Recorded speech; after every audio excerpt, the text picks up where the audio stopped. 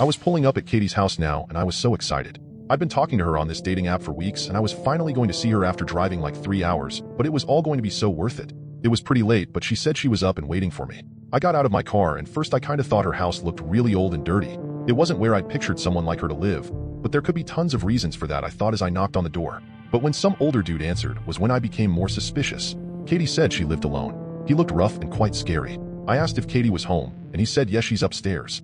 I asked who he was, and he told me he was her dad. Something wasn't right, and I knew it with the way he was looking at me. I told him I was leaving, but as I turned, my whole world flipped when he dragged me into that house.